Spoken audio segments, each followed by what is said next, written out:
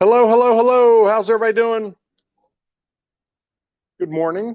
A couple of announcements to tell you about. I saw that there are a couple of donations outside for Manos de Cristo. I sent in the email on Monday. You may have seen the list of what is needed right now.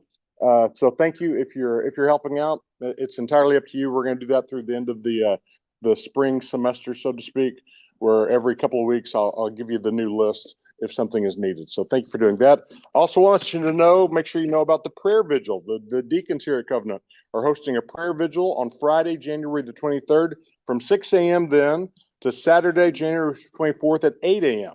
So for more than 24 hours, expressing ongoing trust and dependence upon God as we gather in prayer for the congregation, relationships, city, nation, and our next senior pastor. They're going to provide prayer guidebooks with options for individuals and families with children.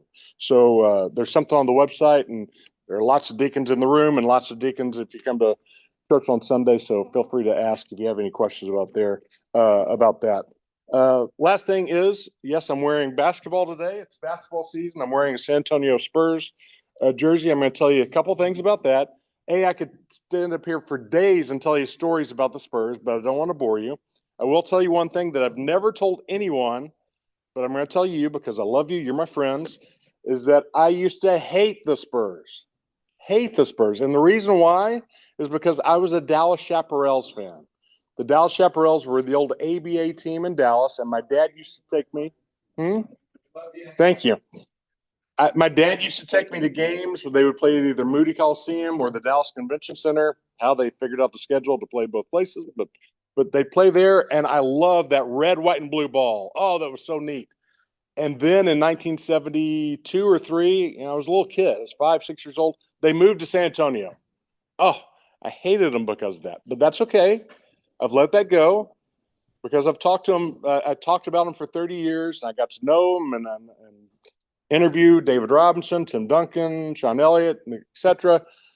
I've let bygones be bygones, and I've gotten past that. Almost. I've gotten past that. But the other thing is I'm wearing basketball because it's now upward season. I'm telling you that because I want you to all thank Dave Ashton for helping me ref. Dave, thank you so much for everything that you do. The 6-week season starts this Saturday. Frank comes and helps every morning to help me set up. I'm not asking you to, but if you're inclined, you want the exercise, you want to come at around 8 o'clock to help set up, you're more than welcome. If you come around 9 o'clock, 9, 10, and 11, there are going to be games. If you want to cheer on kids, especially the kindergartners at 9 o'clock, it's fun to watch them. It's fun to see their expression when they make a basket. You're always welcome to come up here to the fourth floor between now, this Saturday, and February 21st is the last Saturday. So Upward's going to be a fun year, and I appreciate all of your support. With that, let's stand and let's sing.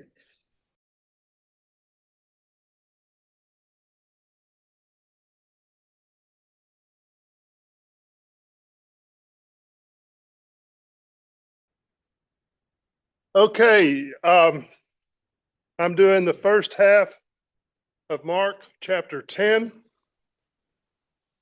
The subjects are, first 12 verses are on marriage and divorce. Jesus says marriage after divorce is adultery. Straight up. Blessing the children. Let the children come unto me. We all know that one. The rich man. It's easier for a camel to go through the eye of a needle than a rich man to enter heaven. He foretells the passion a third time. The Son of Man will be delivered and crucified and rise again in 3 days. And then he hears James and John trying to speak about who's going to be the first and sit on the right hand of Jesus in the hereafter. And so he tells them, whoever wants to be first must be last. And then finally, blind Bartimaeus, Jesus restores the sight of the blind beggar. Well, I certainly love children. I certainly don't have the wealth that will prevent me from going to heaven. That'll be on my dime. I'm certainly heard that first will be last many, many times. So what I'm going to talk about is something I do know about. According to Jesus, I'm an adulterer. So he left that place and went to the region of Judea and beyond Jordan. And crowds again gathered around him, as was his custom, he again taught them. Some, the Pharisees, testing him, asked, "Is it lawful for a man to divorce his wife?" He answered them, "What did Moses say?" They said, "Moses allowed a man to write a certificate of dismissal and to divorce her." Jesus said to them, "Because of your hardness of heart, he wrote this commandment for you. But from the beginning of creation, God made them male and female. For this reason, man shall leave his father and mother and be joined to his wife. And the two shall become one flesh. So they are no longer two, but one flesh. Therefore, what God has joined together, let no one separate." So then in the house, Jesus doubles down. In the house, the disciples asked him again about this matter. He said to them, "Whoever divorces his wife and marries another commits adultery against her. And if she divorces her husband and marries another, she commits adultery." He didn't stutter. That's pretty straightforward.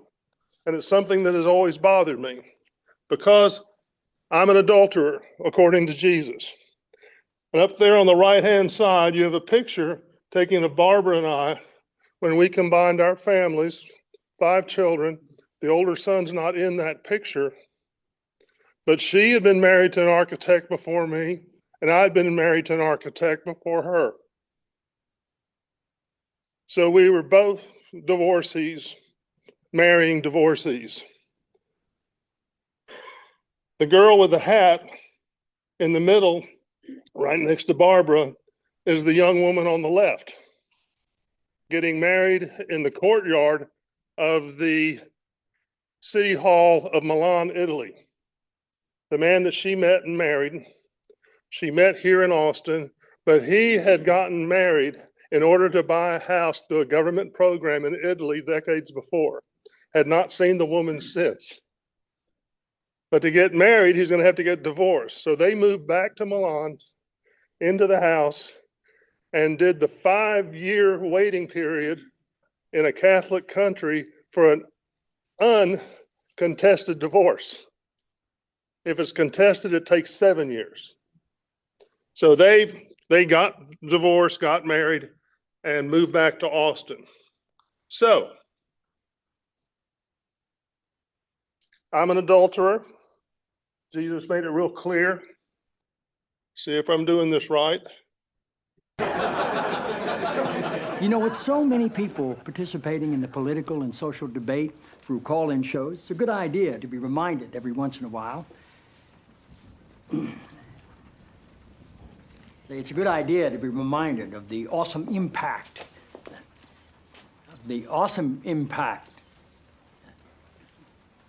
I'm sorry, you're Dr. Jenna Jacobs, right? Yes, sir. It's good to have you here. Thank you. The awesome impact of the airwaves and how that translates into the furthering of our national discussions, but obviously also how it can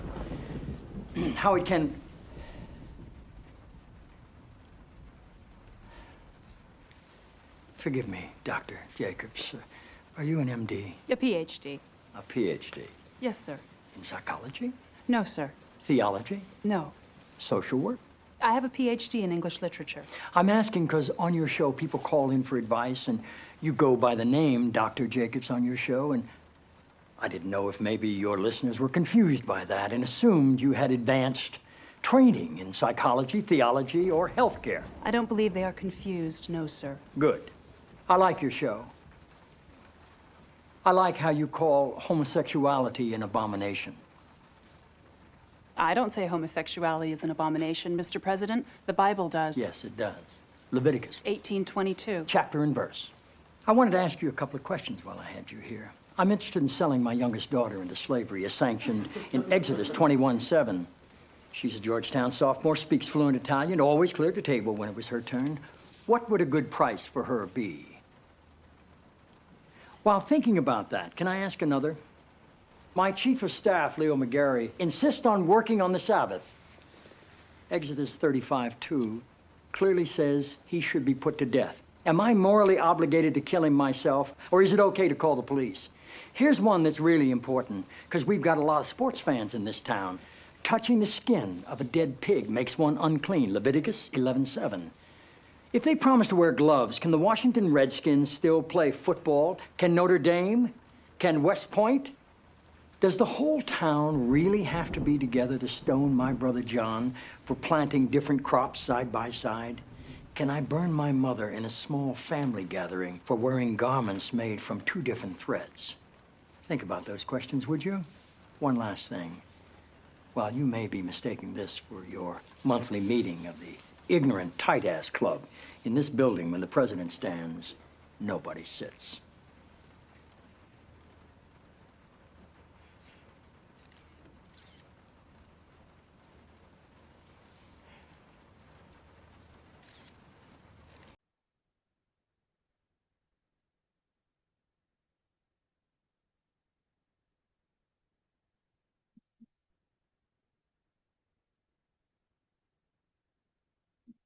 Okay. Are we selectionists? I got that term from an essay in the Austin American Statesman a number of years ago. Statesman puts in essays, it used to be every Saturday, now it's on Sunday, by different religious leaders in Austin. And they're really worth reading, really worth reading. Well, one of them was by a Disciples of Christ pastor that had spoken more than once at the Baptist church I attended. And he had in there accusing Christians of being selectionists, that they pick and choose what they want to enforce on others. And one of the men in a men's prayer breakfast, an older group, it was old enough that when I joined it, I realized I needed to find out what my PSA number was, because that came up quite a bit. Anyway, one of them brought a copy of that essay and went through all the different things that this person had suggested. While if you were a literalist, you had to follow, but he really felt that most people didn't.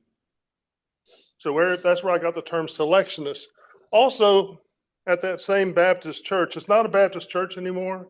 Now it's the church at Highland Park, but it was a Baptist church at that time. And a woman for counseling to talk to the pastor and was considering, joining in fellowship. But she was concerned because she was a divorcee. And was there a way that a Baptist church would allow a divorcee to join the church? And he said, certainly, you're welcome in this community. We have a program called Watch Care, accepting people from other, faiths. In fact, he went ahead and admitted, I'm a divorcee. Well, she said she wasn't sure she wanted to join a Baptist church that would call a divorcee as their pastor. And then finally, I had a friend that was allowed to teach youth at the Church of Christ. He had been raised Baptist. He was raised Baptist, First Baptist in Corpus Christi, the church with a vision and a view. It's right there on the bay. But he had gotten divorced. And he and his new wife were joining a Church of Christ. And he's someone that's really, really good with youth. He's actually, his profession was a juvenile probation officer. Really, really good. And actually a literalist. He and I have had some really interesting discussions. But they would not allow him to teach the youth because he was a divorcee. But they recognized how gifted he was. So they actually called in the council of elders and they interviewed him. And if he could show that his ex-wife got lucky first, then she committed adultery before him. And so now he had the right to divorce her. So he then was allowed to teach youth. So this is another thing from a selectionist. Homosexuality was well known in the ancient world, well before Christ was born, and Jesus never said a word about homosexuality. In all of his teachings about multiple things, he never said that gay people should be condemned. This is by Jimmy Carter, another Baptist. So, do Christians pick and choose? Now, I pulled this quote from an unknown pastor, but it really resonates with me. To put it clearly as possible, the reason we don't follow all the laws in Leviticus and other parts of the Old Testament is because the New Testament tells us not to. And the reason we follow some of the laws of the Old Testament is because the New Testament tells us to. It's really as simple as that. So things that y'all can discuss in this first break is, why is Leviticus enforcement limited to verses 18:22? Homosexuality is an abomination. And again, President Bartlett gave you all the other things in Leviticus that have equal standing. Why do deacons get to drink alcohol? Because in Paul's letter to Timothy, he explains that they can't be of strong drink. And then also, why can women be ordained or even speak in the church? Because in Paul's letter to the Corinthians, says they can't, and they should even be silent in the church. So anyway, y'all discuss that happily among each other. As I'm giving you this second part, which is very important to me, I need to tell you one more thing about that large prayer breakfast group of older men in that other church. Is the reason I started attending that prayer breakfast is that group was very supportive of Barbara and I in our river ministry, where we were going to Mexico almost monthly. I, as a design professional, Barbara spoke Spanish. We had another couple that was a constructor and a nurse. And we did clinics, and we did a great deal of work down there. And that group was very supportive because they were sort of like the old traditional church where you didn't send money into a cooperative group. You funded everything out of that church. And so the fact that I could ask them for money for certain things was attractive to them. So part of them saying it didn't apply to me was because of what they knew I was doing. And it was really, and also I will tell you that the friend that had managed to teach youth got divorced for a second time, and his second wife ran off with a woman. So Leviticus 18:22 is very big in his life. He's very difficult to talk to about that thing. So where we're going now is we're going to jump over to how Jesus actually dealt with divorcees. You heard what he said really strongly without any interpretation. And then he doubled down when the disciples asked him. But here he is over in John with the woman at the well. Y'all all know the story, so I picked up just a few verses. Jesus answered, "Everyone who drinks this water will be thirsty again. But whoever drinks the water I give them will never thirst. Indeed, the water I give them will become in them a spring of water welling up to eternal life." The woman said to him, "Sir, give me this water so I won't get thirsty and have to keep coming here to draw water." Pretty reasonable reason to want something like that. He told her, "Go call your husband and come back." "I have no husband," she replied. Jesus said to her, "You are right when you say you have no husband. The fact is, you have had 5 husbands, and the man you now have is not your husband. What you have just said is quite true." "Sir," the woman said, "I can see that you are a prophet. Our ancestors worshipped on this mountain, but you Jews claim that the place where we must worship is in Jerusalem." Now, here's a real key thing that Jesus says. "Woman, believe me, a time is coming when you will worship the Father neither on this mountain nor in Jerusalem." The woman said, I know that Messiah, called the Christ, is coming. When he comes, he will explain everything to us. Then Jesus declared, I, the one speaking to you, I am he. So many of the Samaritans from that town believed in him because of the woman's testimony. He told me everything I ever did. So when the Samaritans came to him, they urged him to stay with them. And he stayed 2 days. And because of his words, many more became believers. They said to the woman, we no longer believe just because of what you said. Now we have heard for ourselves, and we know that this man really is the Savior of the world. I don't know that I'd ever really noticed that Jesus said that not only on this mountain or in Jerusalem, but everywhere. And also that he stayed 2 days. These are Samaritans. So, there on the right, you have 2 people that God used to spread the word in Mexico. Not only in Mexico, I joined Engineering Ministries International. I've done 15 trips into the developing world, including Africa and Uganda, including Haiti. And then throughout South America, I have a wife that speaks Spanish.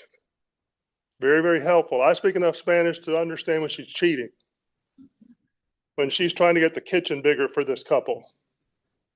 I know enough Spanish to see that. But so think about it. God used me. Amazing Grace was written by a slaver. What similar but less extreme examples can you think of fallen people called to service? What community of faith could survive without women? How do you reconcile the first miracle in Cana with the prohibitions of alcohol in the Bible? At one of the river ministry retreats along the river, there was a Baptist pastor up there trying to explain that in the original Greek, he didn't turn the water into wine, he turned it into grape juice. So that's where, as a literalist, he still didn't accept it, and he was going back to the original Greek to see if that happened. So anyway, these are your questions now. Again, I can't help but mention how quietly y'all discussed this last